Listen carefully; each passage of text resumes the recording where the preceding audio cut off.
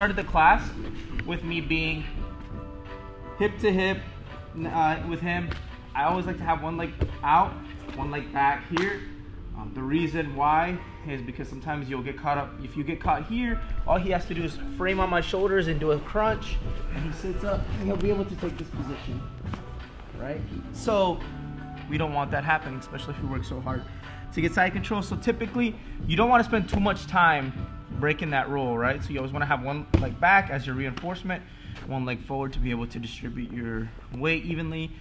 But most important of all is when you're in this position, you want to make sure none of your body is on the mat. Okay? Turn on.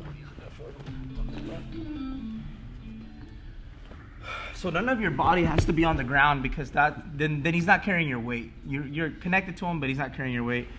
For teaching purposes, I'm not gonna like sit here and just drop my entire weight, but typically we want to be here. We want there to be like about an inch of space between us and the ground. That just tells us that we're putting weight on him. So from here, I went over two things, right? This is kind of brief. You pull the sleeve, right? And then you bring the leg that's out back. You square up, but I never lose the connection, okay? So I'll never like get up and switch. I'm always rolling. So I'll pull the sleeve up, roll, arm, knee up here, and we'll do regular side control. I go under the head, use my shoulder to turn his face away, and we're here. Right, and this is kind of where we stopped in the position stuff. So we're here. A thing I like to do is when I'm connected to him, I like to grab this collar. Like say if I can't grab this sleeve, even if I can, I like to grab the collar and I like to pull. And typically what a lot of people do is they'll push me, and as they push me, I'll pick their upper body up. I take the palm of my hand and I go under here, right? Then I'm rib to rib, and this is a lot worse. And it allows me to just be heavier and just zap my opponent's energy, which is what I want, right? Because one thing I emphasize is sometimes if you're going against someone that you know has more cardio than you, then you're going to have to bring them down to your level or below so you can beat them, right? The last thing we went over last week I need to touch on is when, he does hip escape, right? If he does hip escape to the side, I don't panic, right? I recognize the position, I hug his head, and then I want to cradle him. His upper body's super light, so I pick him up and then reset him. So as he hip escapes, right, I pick him up and then reset him. This is really easy and can be really annoying. Okay?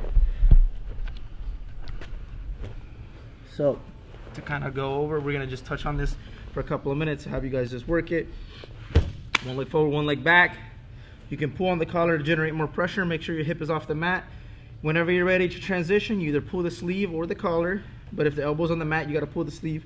Pull the sleeve, roll over to go chest to chest. Regular side control, right? You can go here. Just make sure your shoulder's always in, like right around their jaw, and they're turned away, like looking, like he's trying to look at the benches, right? And now that I'm here, if he hip escapes, I pick his upper body up, and like it's super light. Like I can pick him up and put him back. Does that make sense? When we're in this position, really any position, right, that's dominant, like where we're having to put our weight down, whether it be mount, whatever it may be, I don't want to be rigid, right? Like if I'm going to create strength and I'm here and I'm like being super tight, if Lance pushes into me, he'll start to move my upper body, my entire upper body on its own. If I relax and he pushes, he just moves my shoulder, but my pressure is never lost. So that's what I want, is when he pushes me, right here, not from here, I'm able to continue to generate pressure, and all the force that he pushed into me, I misdirected it out. And this will be really draining for your opponent, especially if they're in a time constraint. If they're tired, it's a lot worse. Okay? So, and then always making sure you have the other hand, like either you can go here, I like to have it here, you can grab here, doesn't matter, there's no specific position. But this is kind of where I like to live here. And like I said, I'll switch back and forth. Sometimes I'll pull this up. I'll go here. The guy does really well. And he starts to hip escape. I'll reset him, and then I'll go here. That's just because it allows me to be a lot better about putting my weight on him, right? And like I said, I like to get this palm under here. This makes it a lot worse for them. So anyway, we're in the regular side control, and we're talking about cross faces. So when I'm here, and I've got this. This is the standard crossface that everyone learns day one, chest to chest. This is, this is good, right? But this isn't my preference, and this isn't going to allow you to drain your opponent's energy throughout time, right? This will hold somebody tight, but it'll kind of prevent you from moving too. So this is a good place to land if you just like relinquish the position and you're here and, you know, we're in no gear, whatever, or even in the gear, I'm just like, okay, I got something. But I want to be able to put this person in a position where they give me stuff, right? I don't want to be forcing everything. So a lot of times, we're going to go through a couple variants, right? So from here, the easiest one to switch to is I'll pick up the armpit here. I'll stick my middle finger into his armpit right here, like the two fingers, the middle one and the other one. And then I will pull my elbow back to my knee and then turn this way. So now it makes it a lot harder for him to do anything. Odds are he's going to be pressuring a lot harder to turn his face this way. That's the only way he can get out, right? Which is good for me.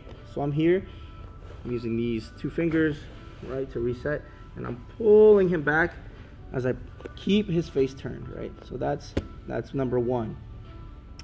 The other one I like to use, which is my personal favorite, is when he does push and he starts to lift me up a little bit, right? I take this hand, I go deep, right? I want like the bend of my elbow to be out his shoulder. I get my hand flat to the spine. Now from here, I can pick him up and reset him, but my shoulder is gonna land below his jaw, right? And right on his throat. Now from here, I don't have to stay on my knees. I typically don't. I get on my toes and then I roll over to the other side. So from here, I make him turn that way, and you will put someone to sleep if they don't move here, okay? So we're here, we got standard cross face one. Then I got, I don't know what to call this one. Two fingers, I don't know. Something dirty, but there's kids here. Oh, there's kids here. So armpit, we'll just call it the armpit pull, right? So I'll go here, I'll pull the armpit here. Right? I'm pulling, and I'm always pulling. So make sure you're pulling, and I make my shoulders rolling forward, so he's looking away. So that's the second one, right? So this one, like I said, this one is a lot tighter than the first one, but it's not very, it's uncomfortable, right? But it's not miserable. So we want to go for miserable status most of the time, but it takes some adjustment. So if I go from here, sometimes he'll shrimp, I'll drive forward, I'll come here, and now from here I can lift and reset. Once I've reset, my hand is flat on his spine. I roll on my shoulder like I'm steamrolling him, and then I tripod.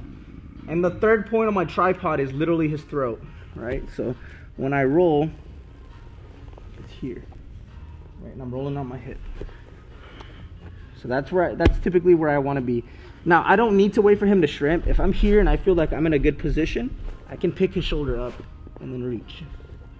Now from here, roll. Yeah, see? Does that make sense?